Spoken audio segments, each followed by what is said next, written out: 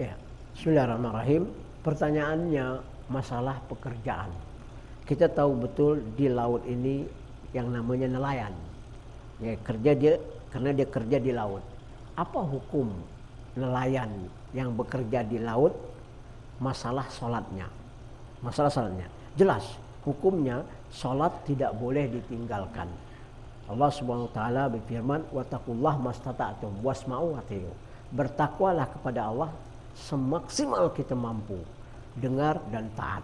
Dan yang kedua, wa'bud rabbaka hatta ya'tikal yakin. Sembahlah Rabbmu sampai datang kiamat kita. Dan yang ketiga firman Allah SWT, inna salata kana 'alal mu'minina kitaban mawquta. Salat itu ditentukan buat orang yang beriman pada tepat waktu atau pada awal waktu. Taib. Pertanyaannya, gimana seorang nelayan habis dohor, ya, dia mulai turun dengan kapalnya atau pompongnya atau sampan atau apa, hendaklah dia memperhatikan salat. Walaupun bagaimana dia harus betul-betul memperhatikan salatnya.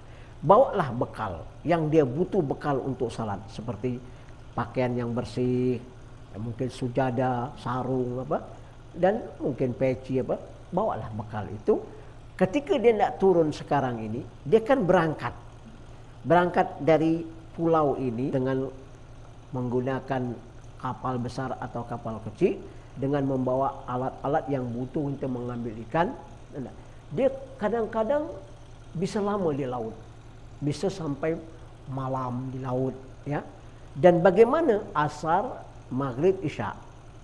Kenapa? Karena dia berangkat sesudah salat zuhur. Dia boleh jamak karena dia akan musafir keluar mencari nafkah tempat yang jauh, bisa-bisa sampai berjam-jam.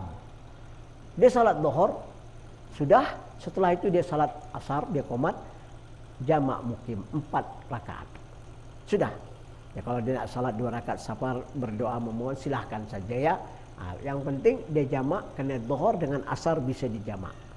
Nanti setelah masuk maghrib dia bisa menjamak maghrib dan isya. Maghrib 3, isya 4 rakaat. Jadi dia cari waktu betul-betul untuk menegakkan salat. Karena dalam keadaan darurat, dia ambil wudu dengan menggunakan air laut juga boleh. Karena hadis dari Abu Hurairah, kunna nusafir ya Rasulullah, kami berangkat dan ma'ana qalil lisyurb, law tawadda'na lamutna. Kami membawa air minum sedikit, kalau kami berwudu dengan air minum itu, kami akan mati dan haus, kematian, mati dalam kehausan. Kata Nabi SAW, ani al-maita tahalakum. Yang bangkai ikan yang mati itu halal, berarti lautnya boleh, air laut boleh kita berwudu. Jelas, boleh kita berwudu dengan air laut. Ya sudah, kita berwudu dengan air laut masih lagi bisa. Terus kita menegakkan salat. Kalau sudah masuk maghrib dan kita ragu isya, nggak bakal, susah untuk menegakkan lagi. Kenapa? Karena mungkin saya bisa nyelam ke laut, naik turun gitu kan. Ya sudah, saya jamak isya. Gimana kiblat? Kiblat, cari aja arah kiblat yang pertama. Misalnya arahnya ke depan, berdepan. Nanti kalau kapal itu berputar berbelok, ya sudah, tidak ada masalah. Tidak usah kita ikut, yakni arah ke kiblat kita ikut mutar sampai sana. Tidak usah. Pertama aja, misalnya kiblat ke depan, Allahu Akbar, ya sudah. Nanti kapal itu mau belok kiri, mau belok kanan, tidak ada masalah. Kita salat maghrib, 2 dijaharkan, karena dia salat jahar, 1 disiran. Terus kita qomat, 2 dijaharkan, yang 2 disirkan salat isya itu, ya. Dan itu paling benar-benar yang diajarkan Nabi SAW. Dan jangan kita meninggalkan salat. Wah, nanti saya balik ke rumah. Bisa-bisa balik 2 hari, enggak? Bisa-bisa kita di laut berhari-hari.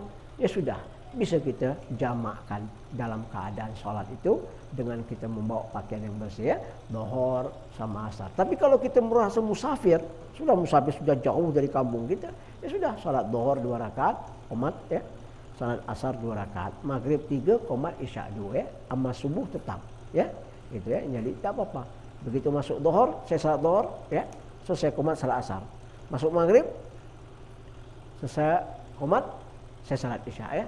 Kalau subuh tepat waktunya. Ini yang harus kita jaga. Jangan sampai kita menjadi orang yang lalai. Orang yang lalai ini akibatnya akan meninggalkan salat. Kama qala Allah Ta'ala, wa wailul lil musallin alladziina hum an salatihim sahun. Al-wail, lembah di neraka jahanam, dan dia tidak menegakkan pada tepat waktu dan salatnya tidak itma'inna, tidak khusyuk. Mudah-mudahan kita bisa menjaga salat kita, ibadah kita dengan kepada Allah SWT. Rapikan, kerana salat tidak ada tawar menawar. Kerana salat ini adalah wajib yang harus kita tegakkan. Wallahu a'lam bishawab.